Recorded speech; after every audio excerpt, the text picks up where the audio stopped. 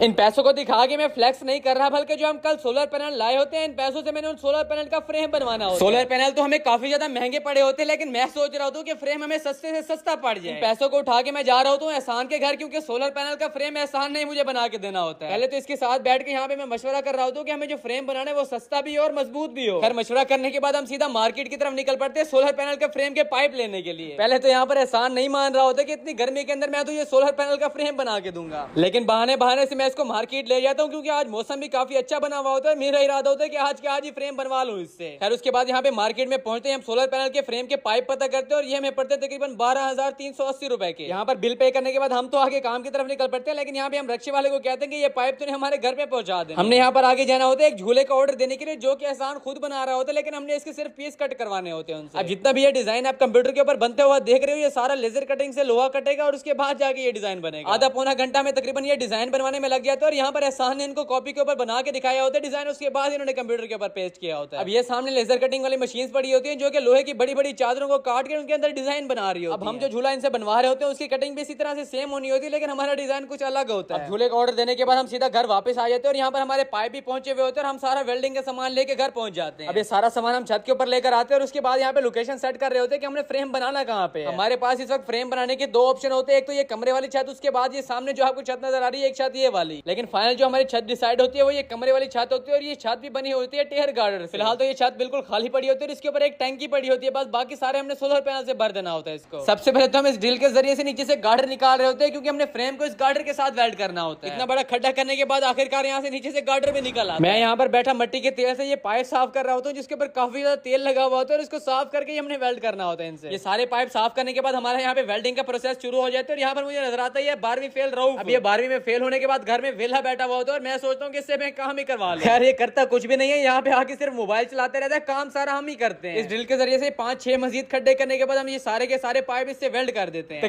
तकरीबन हमारा यहाँ पे ऑलमोस्ट फ्रेम रेडी हो चुका होता है, बस इसके ऊपर सोलर पैनल लगाने होते हैं। अब सुबह से हम यहाँ पे काम लगे हुए होते हैं और मेरी फ्लवी भी छत के ऊपर चढ़ाती है हमें देखने के लिए आखिर कर क्या रहे हैं ऊपर। खैर यहाँ पर सबसे पहले तो हम एक सोलर पैनल इसके ऊपर रख के देखते हैं कि इसके ऊपर फिटिंग अच्छी तरीके से आ रही है कि नहीं आ रही। बाकी यहाँ पे सारे सोलर पैनल नीचे पड़े हुए होते हैं, इनको एक एक करके हम ऊपर लेके आ रहे होते हैं। हम यहाँ पर सोलर पैनल नीचे लटका के खड़े हुए होते हैं और यहाँ पर मेरे भाई के काम चेक करो, ये हमारी वीडियो बना रहा होता है, हमारी हेल्प नहीं कर रहा होता बिल्कुल भी। बारी बारी करके हम सारे सोलर पैनल को एक एक करके इसके ऊपर अलाइन कर देते हैं और ये सारा का सारा फ्रेम हमारा रेडी हो जाता है बिल्कुल। अब यहाँ पर सोलर पैनल तो हमने फिट कर दिया होता है, लेकिन नीचे से जाके इनके नट टाइट करने होते हैं। बाकी पैनल्स के नट तो इजीली टाइट हो जाते हैं, लेकिन जो आखिर में पैनल्स लगे हुए होते हैं उनके नट टाइट करने के लिए मुझे उनके नीचे लेटना पड़ता है। प्लम्बर आके टैंकी को दोबारा से सेट करके चला जाता है और मुझसे नीचे पैनल के नट ही टाइट नहीं होते। आधा घंटा लगाने के बाद यहाँ पे हमारे सोलर पैनल की फिटिंग हो जाती है और आप लोगों ने मुझे कमेंट करके बताना कि हमारा ये फ्रेम बिल्कुल सही